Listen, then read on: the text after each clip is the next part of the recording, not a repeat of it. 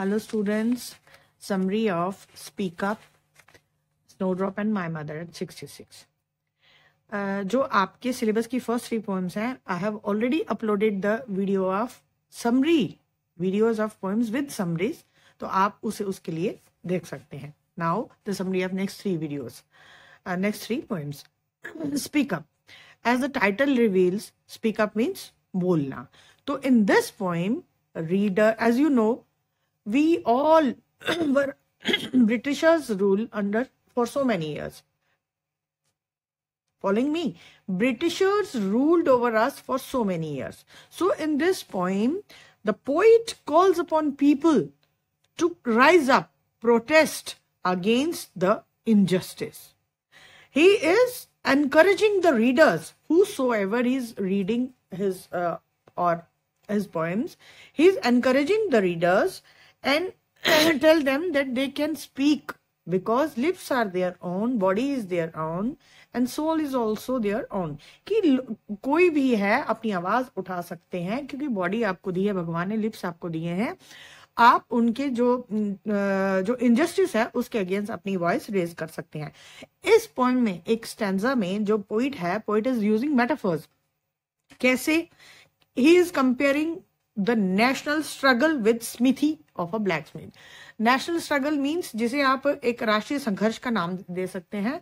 वहां पे पोइट क्या कर रहा है, एक लोहार की भट्टी का उसने एक एग्जाम्पल दिया है, उसके अंदर जलती हुई स्मिथी, स्मिथी मीन्स भट्टी को उसने एक जैसे हमारे अंदर धधकती हुई ज्वाला का नाम दिया है कि जिस तरह एक लोहार की भट्टी जलती है, उसमें वो पुराना लोहा डाल के पिघला के एक नया रूप दे देता है, उसी तरह आप लोग भी क्या कीजिए, अपने अंदर की जो आपके अंदर एक ज्वाला धधक रही है उसे कम मत होने दीजिए, क्योंकि यही टाइम है because it is because of this agitation and revolution of the rebels that chains and shackles of slavery are about to break. इसी संघर्ष के कारण, इसी अंदर आपके धधकती हुई ज्वाला के कारण आप जो गुलामी की जंजीरों को तोड़ सकते हैं. सो स्पीक अप, क्योंकि ये ना हो कि he please to them to speak, ये ना हो कि आपका टाइम निकल जाए. टाइम क्या निकल जाए, क्या टाइम निकलेगा आपका? Because he wants them to awaken before their death occurs. Poet क्या करता है, रीडर्स को या जितने भी वो इंडियंस हैं उन्हें कहना चाह रहा है कि before death occurs speak up, for upright body is yours, lips are yours. ठीक है, तो समय निकलना जाए इसके लिए आप बोलिए. Next is snowdrop. Snowdrop is a very cute and बहुत छोटी सी पोएम है ये, एक बहुत ही, and it shows cruel side of nature. ये एक नेचर की क्रूल साइड. क्रूल क्या है, यहाँ पे एक चिल्ड विंटर का पूरी जो इसमें छोटी सी पोएम है, 4-5 लाइन्स की पोएम है, एक बहुत विंटर हार्श विंटर का सीन है ये, जिसमें कि movements of birds and mammals has been restricted due to harsh winter. इतनी ज्यादा सर्दी है, जैसे हम कहते हैं ना कि सर्दी के मारे जम से गए हैं हम लोग, सिकुड़ गए हैं. For the globe has been shrunk tight. Globe is पूरी दुनिया, world has been shrunk tight due to chilled winter. The movements of birds and mammals has also been restricted, क्योंकि बहुत ज्यादा ठंड पड़ रही है. हर चीज यहाँ पे, एक मैमल, उसका heart of the mouse has stop to beat. मतलब जो यहाँ पे एक एग्जाम्पल है कि जीव जंतु, मैमल्स जो भी हैं, सबके जो मूवमेंट्स हैं बहुत रिस्ट्रिक्टेड हो गई हैं. और कुछ जो क्रिएचर्स हैं, पोइट को लगा कि वो उनकी तो डेथ भी हो गई है इतनी ज्यादा ठंड के कारण.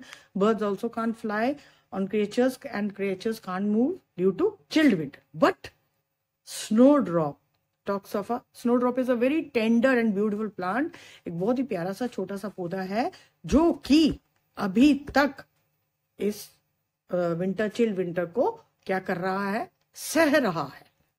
The plant is very delicate but withstands the harshness of winter and succeeds. वो खड़ा है वहां पे, उसकी harshness को झेल रहा है. The plant's head looks very heavy due to tough metal like a tough metal and has come out through the hard frozen ground. मतलब कि वो छोटा सा पौधा है, उसका यहाँ पे फ्लावर को हेड का नाम दिया गया है कि वो ऐसे लग रहा है कि जैसे उसने कोई बहुत भारी वेट उठा के रखा हुआ है। फ्रोजन ग्राउंड, फ्रोजन है due to chilled winter, and it hangs on one side due to weight. मतलब जैसे होता है ना कि बर्फ की वजह से वो पौधा ऐसे हो गया है, इस तरह हो गया है। The snowdrop has won the winter, एक स्नो ड्रॉप है, it has battled the hardships and have stood in its way. मतलब इतनी ज्यादा मुसीबतों को सह कर भी वो प्लांट जो है वहां पे खड़ा है। क्योंकि ठंड के बाकी सबके लिए बोला जा रहा है कि जितने भी क्रिएचर्स हैं, बर्ड्स, एनिमल्स, उनकी जो मूवमेंट है वो रिस्ट्रिक्टेड है, वो बिल्कुल खत्म से हो गए हैं, कईयों की डेथ हो गई है। बट ये स्नो ड्रॉप जो है इज द ओनली प्लांट जो कि वहां पे खड़ा है, उसको उसकी हार्शनेस को टॉलरेट कर रहा है। Perhaps the poet is suggesting that this tender plant has special armor to enable it to face harshness of winter and encourage successful। कि यहाँ पे एक तरह से स्नो ड्रॉप को एक मतलब मॉरल भी कह सकते हैं कि इस पोएम में ये मॉरल दिया गया है कि छोटा सा होने के कारण भी वो इतनी सारी मुसीबतों को क्या कर रहा है, झेल रहा है और अपनी जगह पे खड़ा है। My mother at 66। It was a Friday morning when poetess Kamala Das goes to her mother's house, and this poem has been depicted by her while returning back from her mother's house to her own। कि ये poem कब लिखी गई है poetess कमला दास द्वारा, जब वो अपनी माँ के घर से फ्राइडे मॉर्निंग को लिसन केयरफुली, फ्राइडे मॉर्निंग को वापस कार को खुद ड्राइव करके वापस एयरपोर्ट वाली साइड वो जा रही है। तो while driving her car, her mother who was sitting beside her at the front seat, she has a glance look at her face। जैसे ही उसने अपनी माँ को अपने साथ बैठे हुए देखा, she becomes very sad, you can say, because the poor woman was almost asleep with her mouth open ऐसे। मतलब कि वो उसकी साइड पे बैठी थी और उसे क्या हो रहा था कि जैसे नींद से हमें झोंका आता है, मुंह ऐसे खुल जाता है करके हमें झोंका आता है, इसी तरह वो वहां बैठी है और उसकी नींद जो है मतलब उसको नींद पड़ गई है कार वहां साइड सीट पे। और जो पोइटेस है, जैसे ही उसने अपनी माँ को देखा, शी बिकम्स वेरी सैड, और उसे लगा कि उसकी माँ की एज हो गई है और she is looking like a corpse, corpse means dead body. Or poetess painfully concludes that her mother has attained a ripe age of 66 and is thus approaching her death। मतलब वो डेथ के पास जा रही है। तो she was frail, she was grieved, and to arrive away things from her mind, she at once looked out of the window of the car। मतलब एकदम से इस बात को अपने दिमाग से निकालने के लिए वो एकदम से खिड़की से बाहर देखती है उन पेड़ों को। Looked at the trees which to appearing running fast. जैसे हम गाड़ी में बैठे होते हैं ना, तो हमें लगता है पेड़ भी हमारे साथ साथ चल रहे हैं। तो she also look at the children running out of their homes.